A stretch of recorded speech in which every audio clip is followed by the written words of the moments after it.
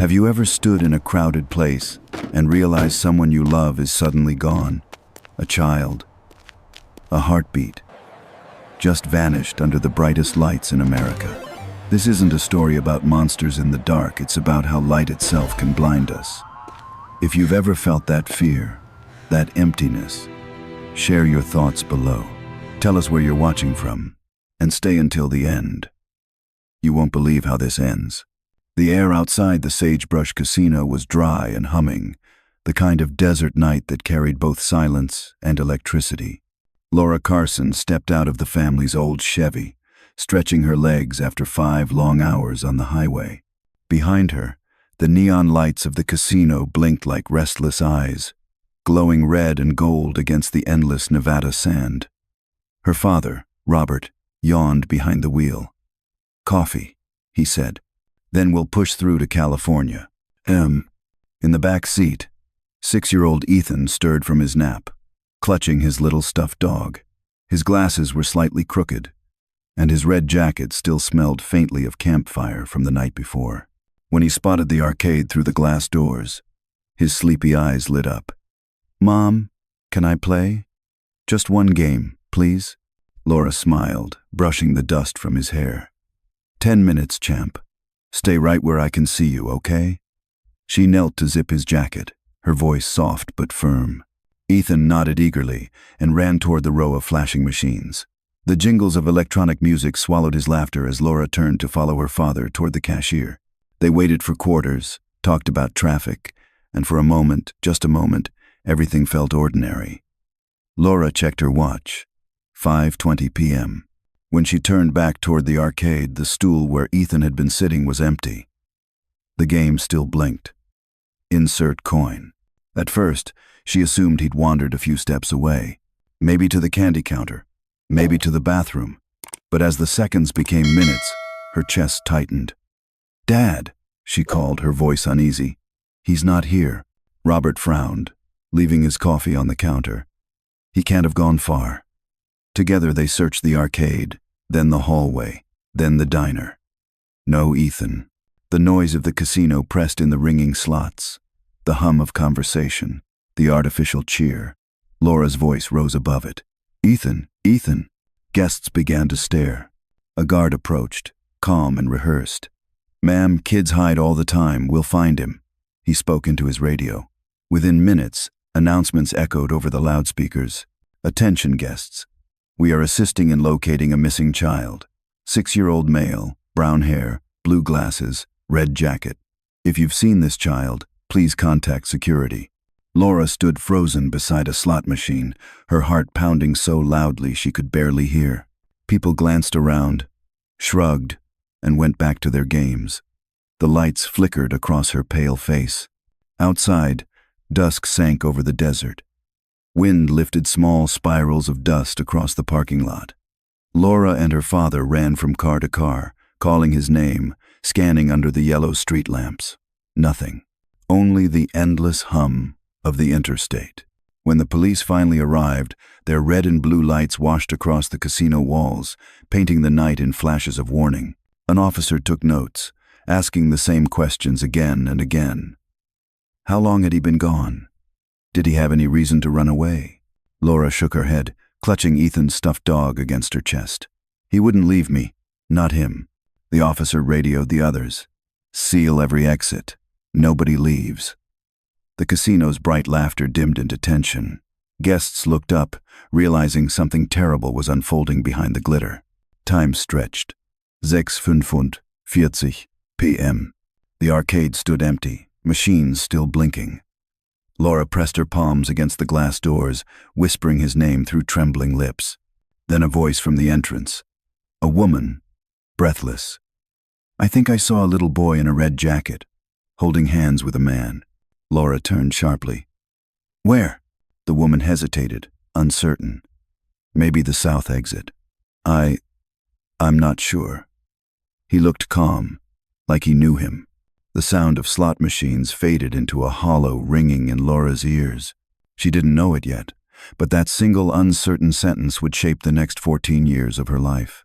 Outside, the desert swallowed the last of the sunlight. and somewhere beyond the glow of the neon, a small red jacket moved through the dark. The desert at night felt endless, flat, open, and too quiet for comfort.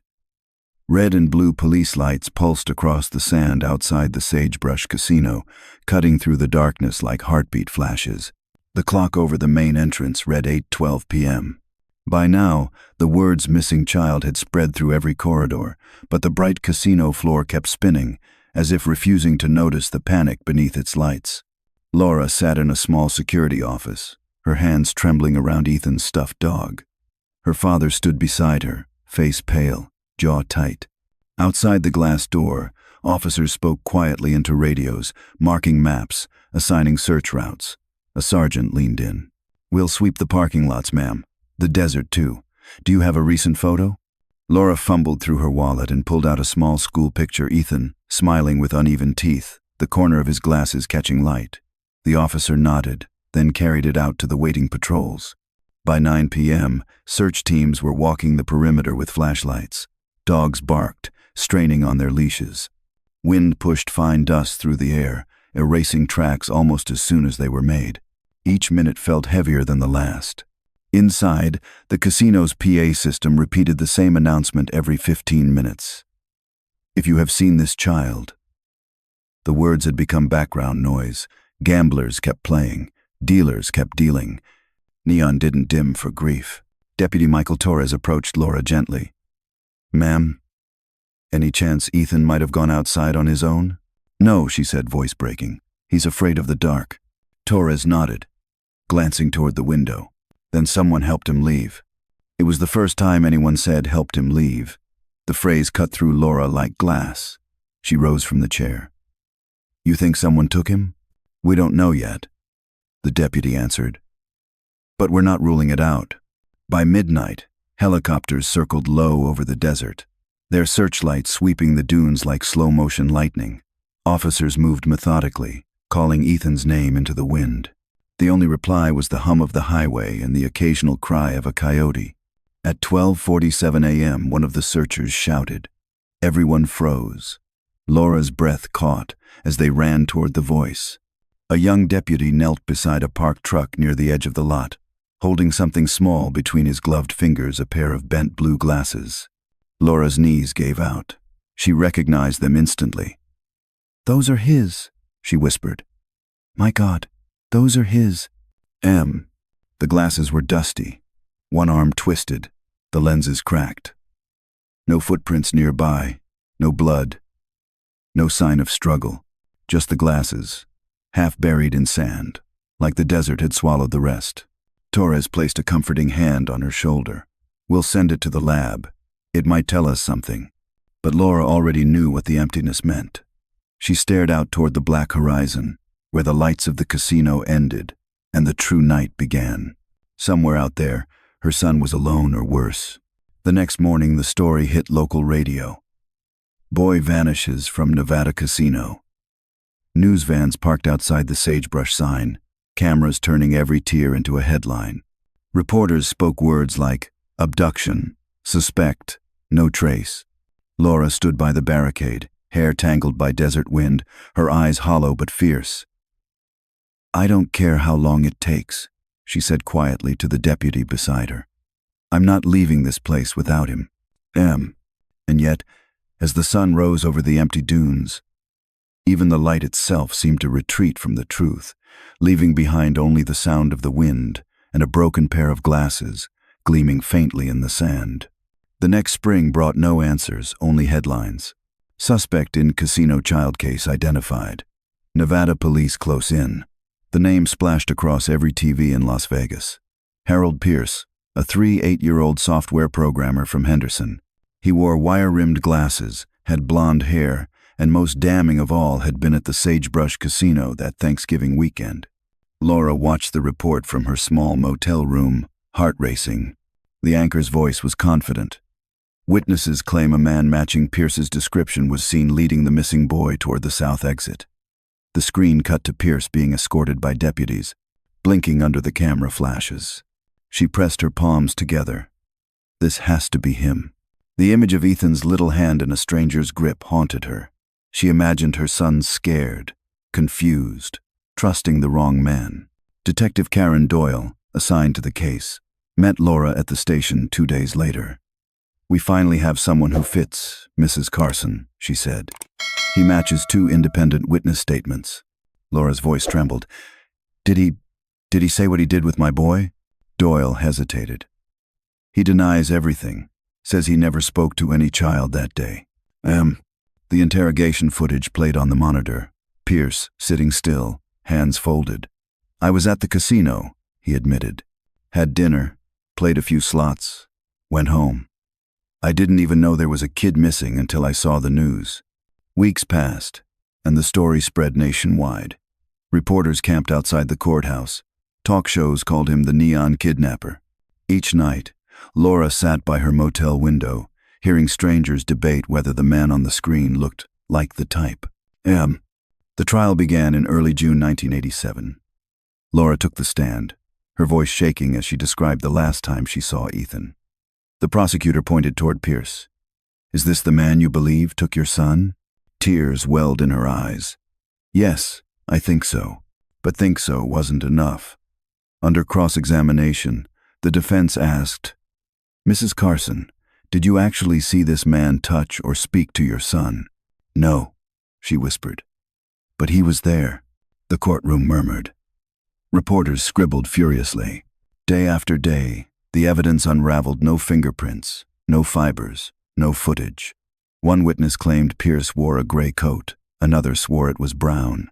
The casino tapes, grainy and looping, showed only shadows moving through flickering neon. When the verdict finally came, the room held its breath. The foreman rose. "Not guilty." Laura felt the floor drop from under her. Her hands shook, her throat burned with disbelief. Pierce turned toward her briefly, his expression unreadable, before deputies let him out through a side door. Outside, cameras flashed like lightning. Reporters shouted questions. "Mrs. Carson, do you still believe he's the one?" She stared past them, voice hoarse. "If it wasn't him, then who took my boy?" That night, she sat alone in her motel room, the sound of the trial replaying in her head. The broken glasses lay on the table beside her, sealed in a clear evidence bag she refused to let go. The TV murmured another segment. Pierce cleared of charges, public outrage fading. In the corner of the screen, the reporter added quietly, "The Carson case remains unsolved. Police say leads have gone cold." Laura looked out the window toward the desert highway. Beyond the glow of Vegas, the darkness stretched forever. Somewhere, she thought, a piece of the truth was still moving quiet, patient, waiting to be found. And in the back of her mind, one question kept echoing through the hum of the neon lights. What if the real story hasn't even begun yet? By 1988, the casino lights were just a memory. Laura Carson had left Nevada behind, traded its glare for the gray drizzle of Oregon. In the small town of Eugene, she rented a 1-bedroom apartment above a grocery store where she worked the morning shift. Each night, after the last customer left and the aisles went quiet, she would sit at her kitchen table under a flickering lamp and type another letter to the FBI. To whom it may concern, if anyone reports finding a boy named Ethan Carson, please contact me immediately. She always ended the same way. I'm still waiting. The rhythm of her days became mechanical work, dinner, letters, sleep. Her father had passed away the year before, his heart worn down by guilt and desert dust. Laura didn't attend the funeral. She couldn't stand the condolences, the way people said, "You have to move on." She didn't want to move on. She wanted to move back. Downstairs, her neighbor, Mrs. Lang, a retired teacher, would sometimes bring her pie or soup and try to make small talk. "You should see someone, honey," she'd say gently. "Talk about it." Laura would smile faintly. "I already do. Every night, in those letters." By 1992, her file of unanswered correspondence had grown thick enough to fill a shoebox. The edges of the envelopes were yellowing, the ink fading. "Still," she wrote. The sound of the typewriter became her heartbeat. Each clack was another pulse of hope. On her 40th birthday, she spent the evening at her table again. Outside, rain tapped the window. She pulled out Ethan's school photo, the corners creased, his smile still wide and fearless. "You're taller now, I bet," she whispered. Years passed quietly. Seasons changed. The FBI stopped responding altogether. People stopped asking. The world moved on. But Laura didn't. Then, one winter night in 1999, as she was closing the store, a small envelope arrived, government seal, Utah postmark. Her hands trembled as she tore it open. Inside was a single page, typed clean and formal. "Mrs. Carson, my name is Detective Ryan Hale, Cold Case Division, Salt Lake City. We recently uncovered an archived record that may relate to your son's disappearance. Please contact me." She read the words again and again, as if afraid they might vanish. The letter slipped from her shaking hands onto the counter. For the first time in 14 years, she felt the pulse of something she'd nearly forgotten: hope. And outside, as the rain turned to snow, a bus rolled past the window with its destination glowing faintly in orange lights. Salt Lake City. The wind off the Utah mountains carried the kind of cold that cut straight through denim. On a December night in 1986, trucker Earl Thompson had pulled into a gas station outside Cedar City for a refill and a quick sandwich. He'd been driving for nearly 12 hours, his headlights slicing through the same endless stretch of desert highway. As he stepped out to check the straps on his cargo bolts of fabric packed high in the trailer, he heard something faint, a rustle, a sound too soft for the wind. He thought it was a stray cat. Then came a whisper, shaky, small. "Hello?" Earl froze. He aimed his flashlight into the trailer. Two frightened eyes blinked back at him from between the fabric bales, a little boy, pale and dusty, his face streaked with tears and sand.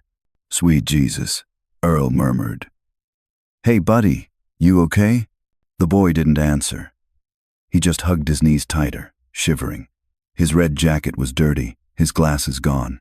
"What's your name?" Earl asked gently. The child's lips trembled. I got lost." In the lights, Earl felt his throat close. Whoever this kid was, he hadn't come from here.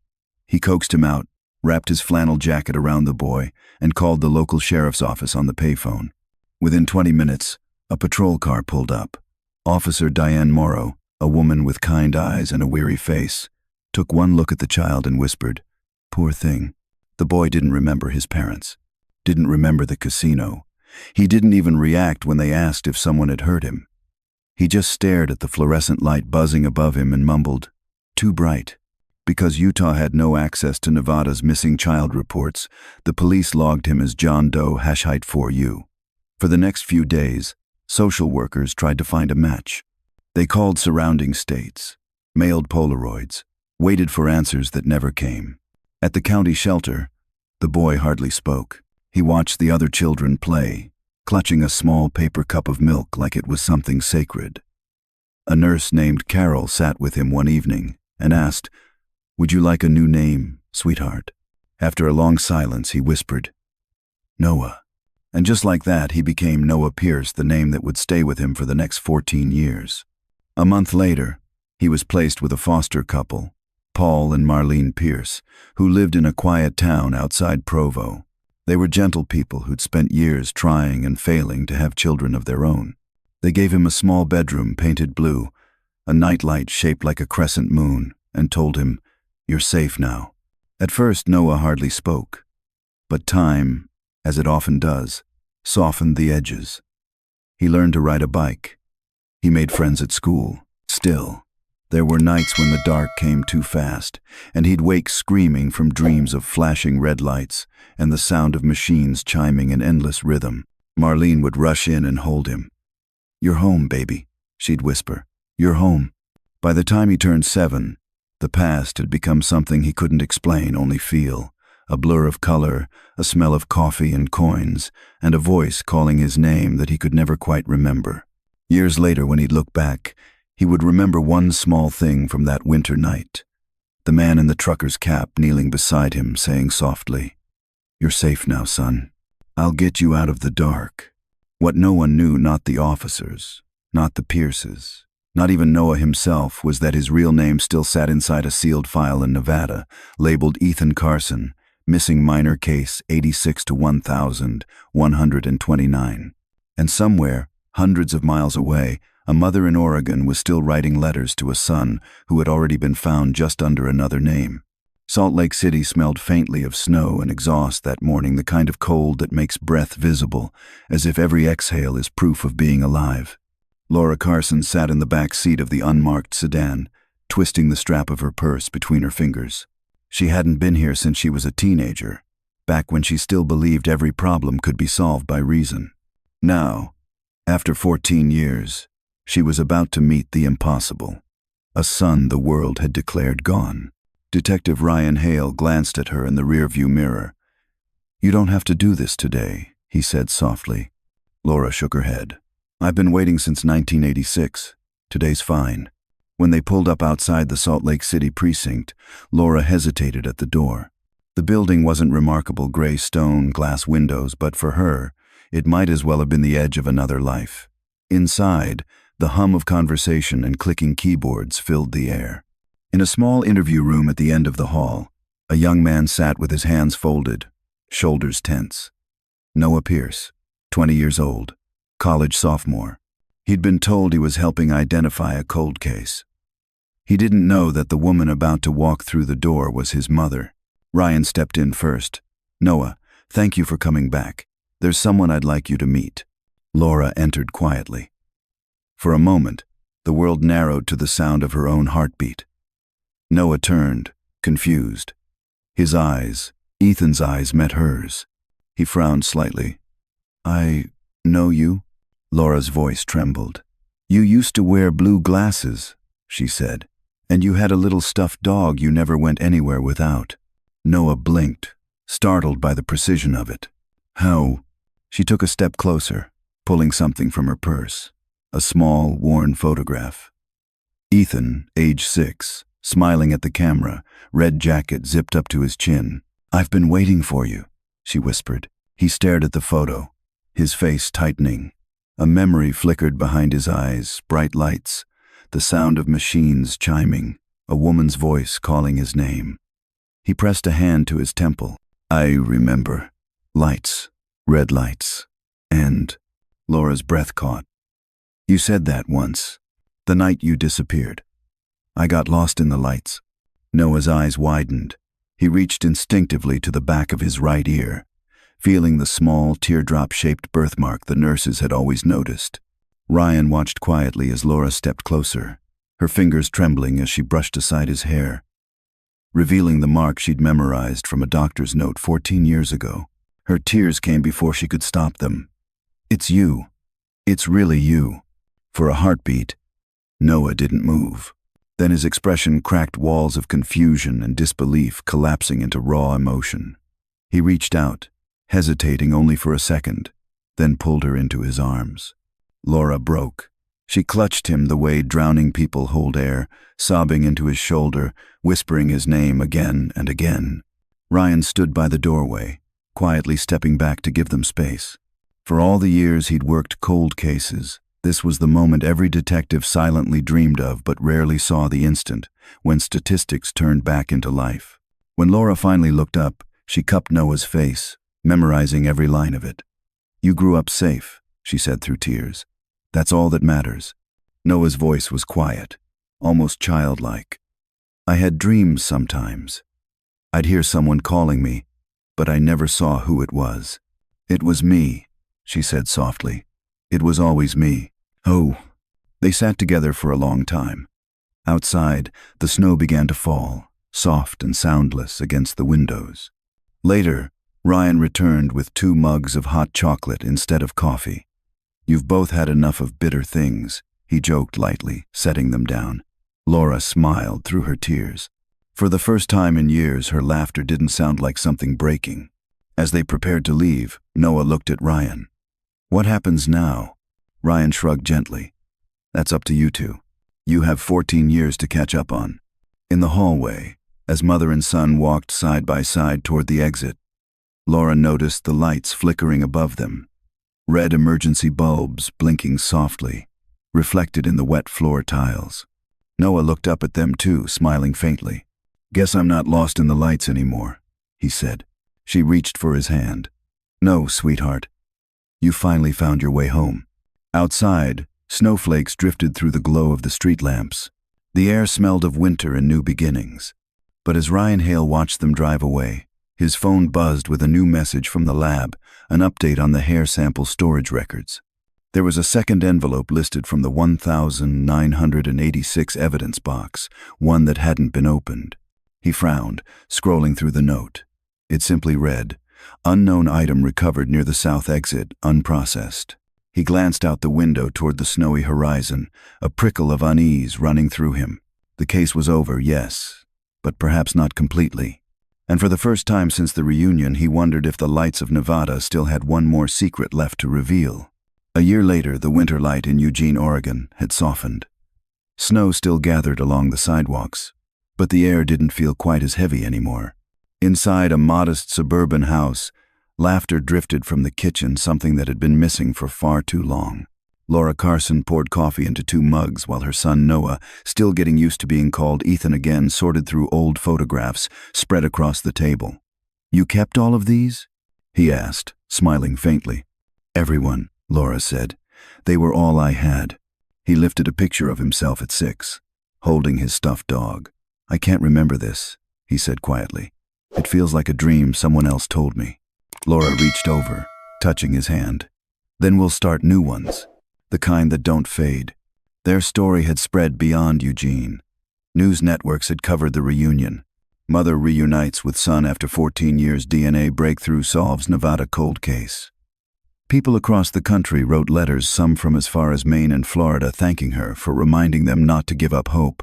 In March 2001, Laura and Ethan stood at the Nevada State Capitol as officials announced a new federal initiative inspired by their case, the expansion of the National Missing Children Database.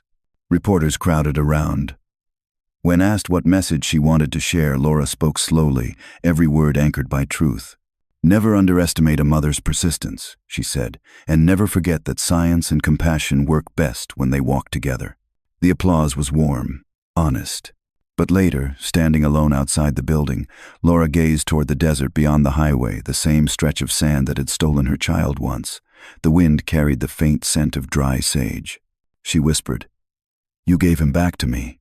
Back in Eugene, life settled into something beautifully ordinary. Ethan took a part-time job at a community center while studying psychology at the local college. He wanted to understand memory, the way trauma hides and reshapes it. Sometimes he visited elementary schools, speaking softly to children about being safe, about trusting the right people. "Bad things happen," he would tell them, "but they don't get to decide who you become." Laura, meanwhile, found a new purpose. She founded the Ethan Carson Foundation, a nonprofit supporting families of missing children. Her living room became an office filled with letters from mothers and fathers who refused to give up searching. She answered every single one. Late one evening, as she was sorting envelopes, Ethan came in holding something. "Look what I found," he said. In his hands was a small box labeled "Evidence Return. Clark County 1986. Inside, wrapped in tissue, lay the bent pair of blue glasses the police had recovered all those years ago. Laura's breath caught. "They mailed them back?" He nodded. "Said it was cleared for release, now that the case is closed." She took them carefully, tracing the cracked lenses with her fingers. "These were the last thing I had of you," she whispered. "And now they're just proof that miracles happen." Ethan smiled, setting his hand on her shoulder. "You kept believing when everyone else stopped. That's why I'm here." They sat together in the quiet. Outside, the rain turned the streetlights into soft halos on the pavement. Months later, mother and son traveled once more to Nevada. The old Sagebrush Casino had long since closed its sign, rusted, the parking lot cracked and empty. A new memorial garden stood nearby, funded by the Ethan Carson Foundation. At its center was a small stone bench and a plaque engraved with simple words, "For every child still waiting to be found, the light never dies." Laura placed the blue glasses beneath the plaque and whispered, "This is where the story ends." Ethan looked around the empty desert, the sky painted with gold and violet.